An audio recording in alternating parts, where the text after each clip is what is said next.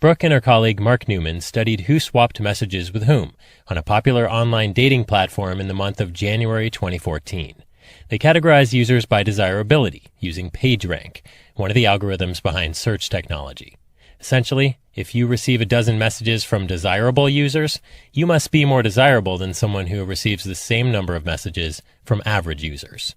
And then they asked, how far out of their league do online daters tend to go when pursuing a partner? I think people are optimistic realists. In other words, they found that both men and women tended to pursue mates just 25% more desirable than themselves. So they're being optimistic, but they're also taking into account their own relative position within this overall desirability hierarchy. And the study did have a few more lessons for people on the market. I think one of the take-home messages from the study is women could probably afford to be more aspirational in their mate pursuit.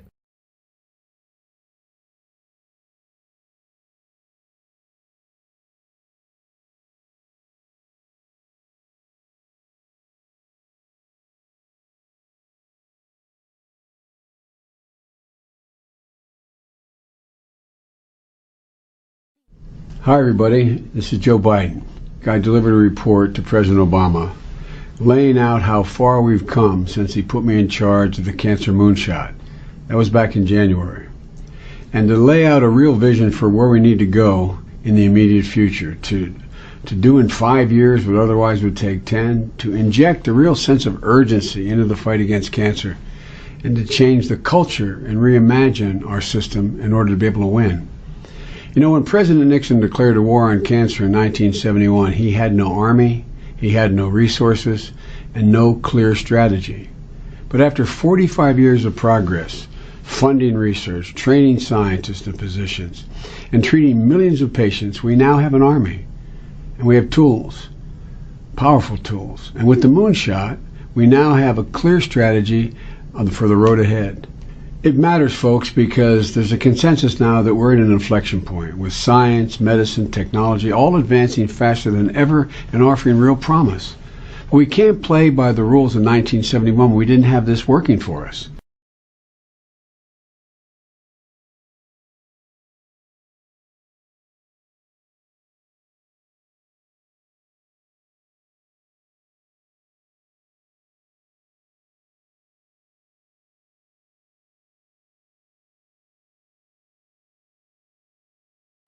Hi everybody. This weekend we'll dedicate the newest American icon on our National Mall, the National Museum of African American History and Culture. It's a beautiful building, 5 stories high and some 70 feet below the ground, situated just across the street from the Washington Monument. And this museum tells a story of America that hasn't always taken a front seat in our national narrative. As a people, we've rightfully passed on the tales of the giants who built this country, but too often, willful or not, we've chosen to gloss over or ignore entirely the experience of millions upon millions of others. But this museum chooses to tell a fuller story. It doesn't gauze up some bygone era or avoid uncomfortable truths. Rather, it embraces the patriotic recognition that America is a constant work in progress, that each successive generation can look upon our imperfections and decide that it is within our collective power to align this nation with the high ideals of our founding.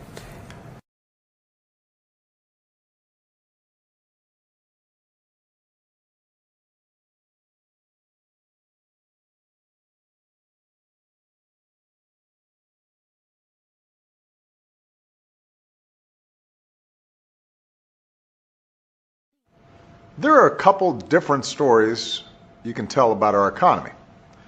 One goes like this. 8 years after the worst economic crisis of our lifetimes, our economy has created jobs for 71 straight months. That's a new record. Unemployment has fallen below 5%.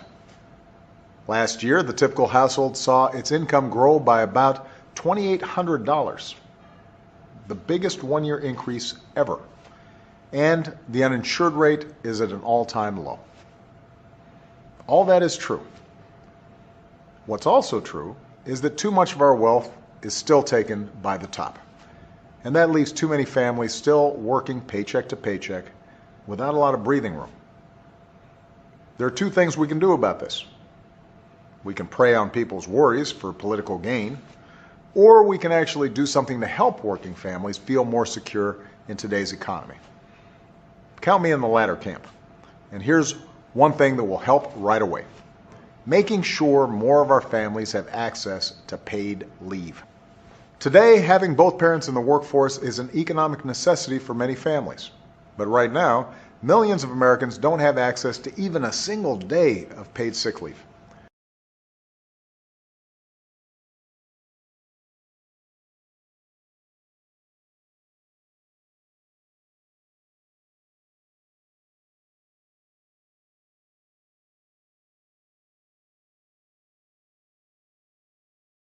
When the time comes, its peers should follow suit. Of these, the European Central Bank faces the trickiest challenge, because it has acted as, in effect, the backstop to Eurozone bond markets, a mechanism that otherwise the currency bloc still lacks. But the main safety valve lies elsewhere, with banks and investors. Bitter experience has shown that debt-funded assets can magnify losses, causing financial crises. For this reason, banks must be able to withstand any reversal of today's high asset prices and low defaults. That means raising bank capital in places where it is too low, especially the Eurozone, and not backsliding on strenuous stress tests, as America's Treasury proposes. In the end, however, there may be no escape for investors from the low future returns and even losses that high asset prices imply. They and regulators should take a leaf out of The Intelligent Investor and make sure that they have a margin of safety.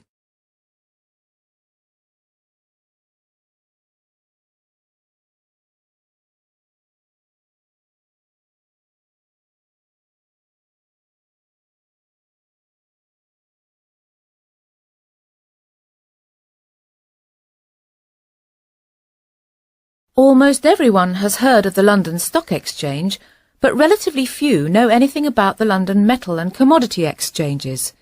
Yet these markets have a greater influence on world economies because they set global prices for some of the essential raw materials for industry and food manufacture. The LME provides three basic services to the world's non-ferrous metal trade. First, it is a market where large or small quantities of metal of a guaranteed minimum standard can be bought and sold on specific trading days. Second, it acts as a barometer of world metal prices. And third, it is a hedging medium.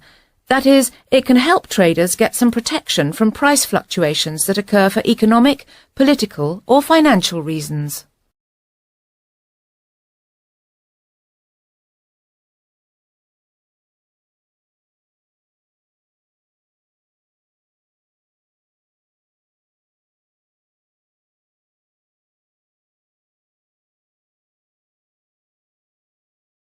Before the beginning of the 1900s, the only way to obtain pearls was by collecting very large numbers of pearl oysters from the ocean floor by hand. The oysters, or sometimes mussels, were brought to the surface, opened and searched. More than a ton of these had to be checked in order to find just 3 or 4 quality pearls. Divers often descended to depths of over 100 feet on just one single breath. Now, of course, this exposed them to hostile creatures and dangerous waves, not to mention drowning. In some areas, divers put grease on their bodies to conserve heat, and they held a large object, like a rock, to descend, so they didn't have to exert effort going down. Today, pearl diving has pretty much been supplanted by cultured pearl farms. Particles are implanted in the oyster to encourage the formation of pearls, and this allows for more predictable production. The divers who still work do so mainly for the tourist industry.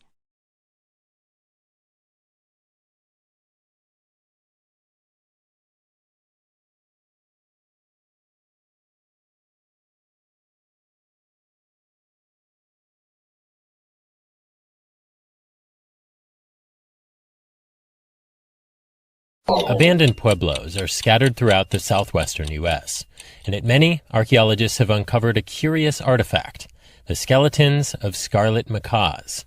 The bird's bright red feathers are known to have been an important status symbol, a signifier of prestige, for people throughout the American tropics and the Southwest, both in the ancient world and today. But macaws are a tropical bird, whose range never extended north of today's U.S.-Mexico border. So how did the Pueblo people obtain the birds?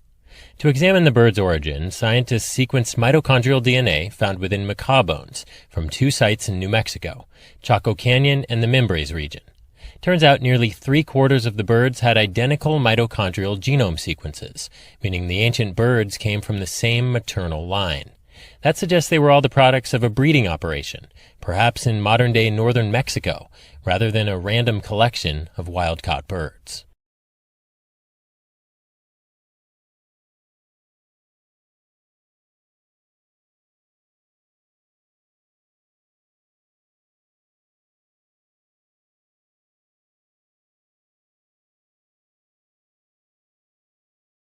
I think it's really important for young people not to feel restricted in their choices and also to be aware of the choices that are available to them, and obviously the media has an incredibly important role to play in that. I think we tend to talk about science as this big kind of monolith, but of course actually it's this beautiful multifaceted thing. You know, there's almost something for everybody there. And there are so many different aspects of it. You know, somebody that's going to be attracted to working in biology might be a very different person from somebody who's attracted to engineering.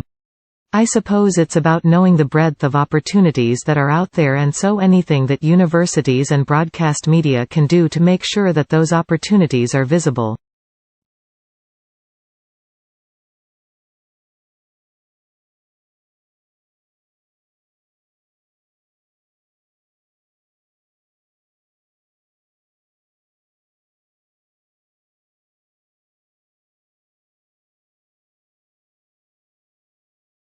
What is nanotechnology? Well, a report that was put together by a combination of the Royal Society and the Royal Academy of Engineering that came out last summer, identified 2 topics. Nanoscience is the study of phenomena and the manipulation of materials at atomic, molecular and macromolecular scales, where properties differ significantly from those at a larger scale. Nanotechnologies are the design, characterization, production and application of structures, devices and systems by controlling shape and size at the nanometer scale. So I'll talk a little bit more in a moment about what a nanometer is, but loosely speaking people think of nanotechnologies as being a sort of 100 nanometers or less.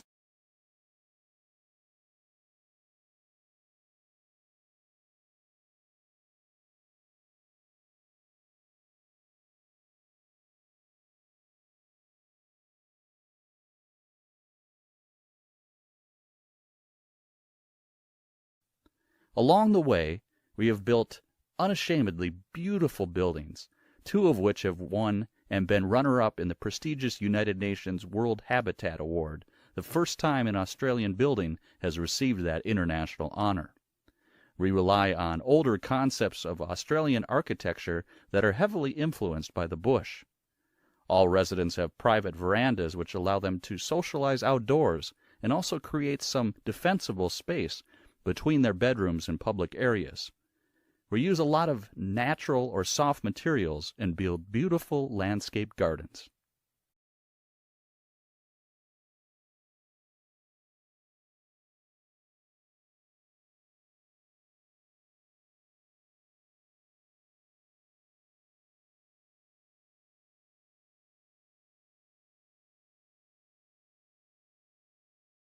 Stephen Lowry RBS Raw was an English artist.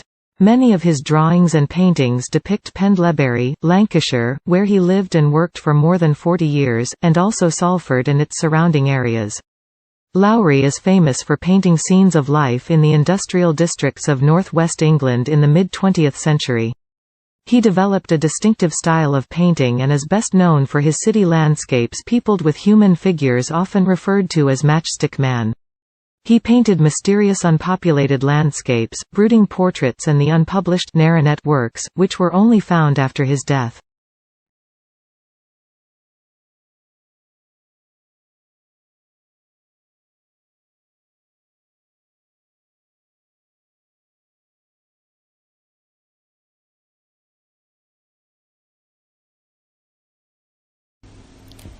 That brings us to the CEO's second duty, building everyone, or more accurately, building the senior team. All the executives report to the CEO, so it's the CEO's job to hire, fire, and manage the executive team. From coaching CEOs, I actually think this is the most important skill of all, because when a CEO hires an excellent senior team, that team can keep the company running.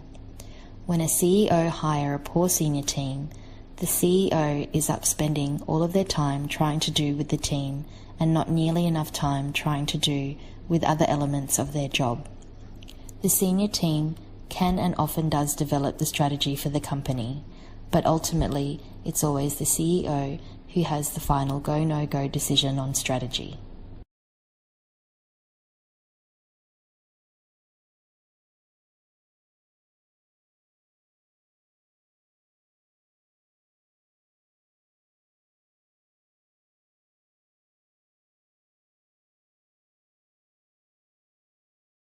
Brooke and her colleague Mark Newman studied who swapped messages with whom on a popular online dating platform in the month of January 2014. They categorized users by desirability using PageRank, one of the algorithms behind search technology. Essentially, if you receive a dozen messages from desirable users, you must be more desirable than someone who receives the same number of messages from average users. And then they asked, how far out of their league do online daters tend to go when pursuing a partner? I think people are optimistic realists. In other words, they found that both men and women tended to pursue mates just 25% more desirable than themselves. So they're being optimistic, but they're also taking into account their own relative position within this overall desirability hierarchy. And the study did have a few more lessons for people on the market. I think one of the take-home messages from the study is women could probably afford to be more aspirational in their mate pursuit.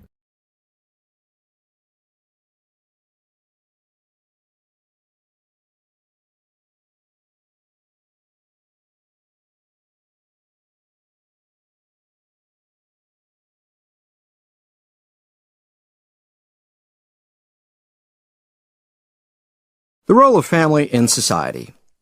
Families are always related to the economy, the politics, the culture of the society. In herding societies, young people go out when they're 10 or 12 years old, and they hang out with the sheep or the goats, or whatever the herd is. That produces a kind of a loose bond between the pre-adolescents and their parents. In industrial societies, we tend to keep kids in school for longer, and then college is that point when they might break. Or after college, depending on what they're doing. In agrarian societies, families have lots of kids and put them to work. They structure themselves as large families and put them all together in one home. The main point is that families are not separate from the society. Families and the economy and the politics are all wrapped up all together.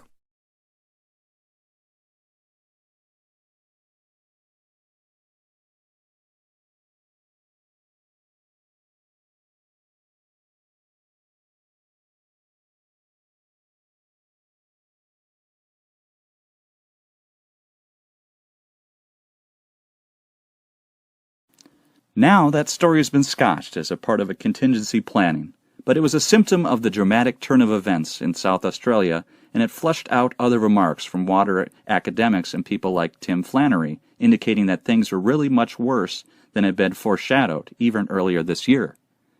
So is Adelaide, let alone some whole regions of South Australia, in serious bother? Considering that the vast amount of its drinking water comes from the beleaguered Murray, something many of us outside the state may not have quite realized. Is there a predicament, something we have to face up to as a nation?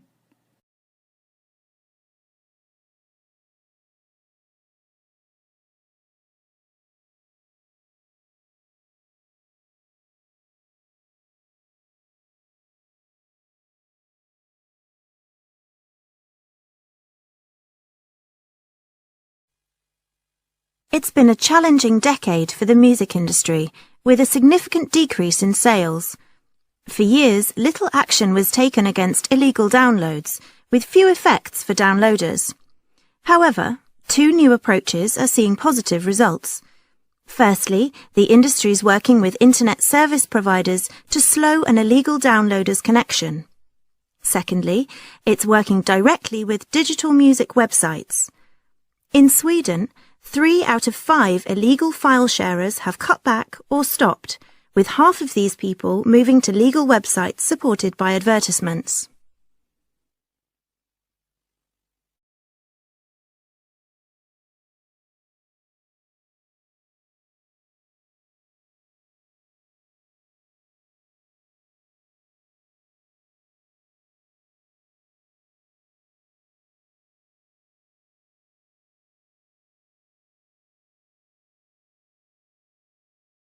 The growth of the modern state brought with it the development of mass political parties and the emergence of professional politicians. A man whose occupation is the struggle for political power may go about it in 2 ways.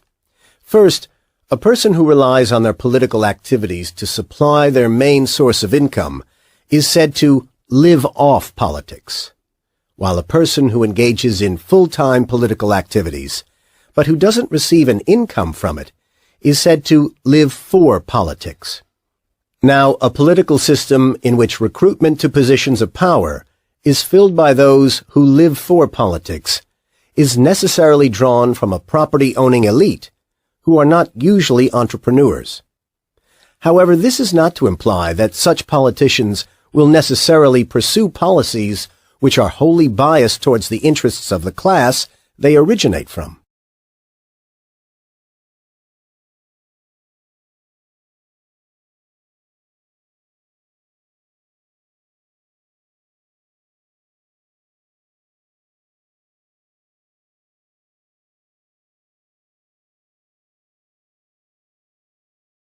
The assignment that I'm going to set for the holiday period is one that we've given students for a number of years. It's quite practical and will allow you to get out and about. It's no good being shut up in your rooms all the time. It does have a written element too. Basically, it's a data gathering exercise, and there are 2 choices with regard to how you collect the data. We'll go through those in a moment. I'm also going to give you a link to an internet site that is, well, it's critical that you review this before you do anything, as it provides a lot of guidance on data presentation, both in terms of how you plot it, its diagrammatic form, and also its description, which has to be clear.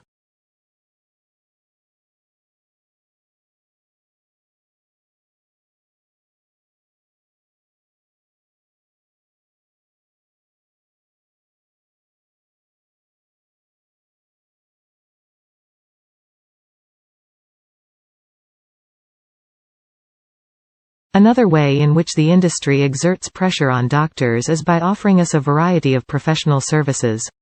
In one of these services, widely advertised to GPs, a company representative shows the practice manager how to use a company disc to trawl through the practice database, identifying patients with problems which might be treatable with the company's products. When that has been done, a company-sponsored nurse interviews the selected patients and draws up a management plan for the GP which, if approved by the doctor, attracts a Medicare item number. One of these companies proudly announces that over 65,000 patients were assessed in this way in 2005. What, one may ask, is a pharmaceutical company doing assessing patients? It is surprising that no government or professional body has stepped in to prevent this commercially sponsored program.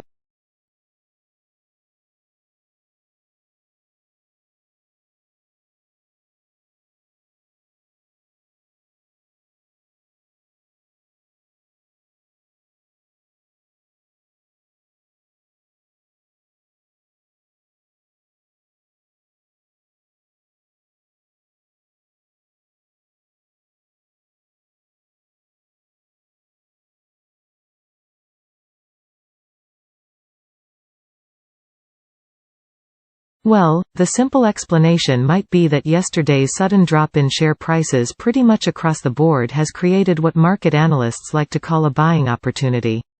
It tends to bring out investors to pick through the ruins, looking for bargains. Decision by investors that sellers got a little carried away with things, so the buyers have lifted all the major indexes today. The Dow, the Nasdaq, the S&P 500 were all up around 0.5% in early trading today, and that wasn't a big surprise. The sell-off continued somewhat. Overseas European markets remain fairly weak, along with many of the Asian markets. But you'll remember that all this started with a big plunge of around 9% on the stock market in Shanghai. Well, Chinese rebounded by around 4%.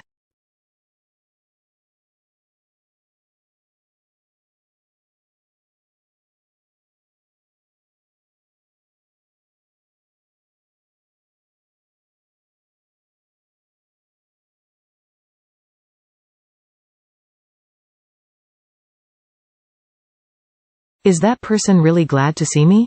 Or are they just being polite? Some people struggle to distinguish a fake grin from a truly happy smile. And computers have found this task even more difficult, that is, until researchers develop a program to detect when a smile is genuine. Visual computing researchers at the University of Bradford in the UK started with software for simulating a changing facial expression. This program can examine a video clip of a human head and identify specific details around the eyes, cheeks and mouth. Then the program tracks the details moving relative to each other as the face smiles. Next, the scientists had their program analyzing 2 sets of video clips. In one, subjects performed posed smiles.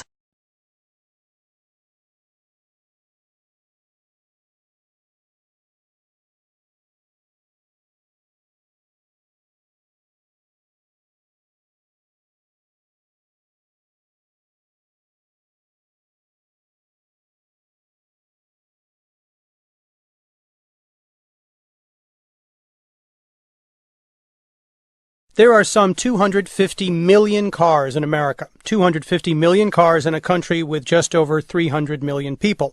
And most of those vehicles, of course, are gas-powered. This poses a huge challenge given the limited supplies of oil and the growing urgency of the global warming crisis. But there's good news, according to our guests today, and that is we have the know-how and the technology to build sleek, fast automobiles that don't use gasoline. These vehicles of tomorrow are powered by hydrogen, electricity, biofuels, and digital technology, and they already exist. So what's stopping us from putting them on the roads? Our guest today will help answer that.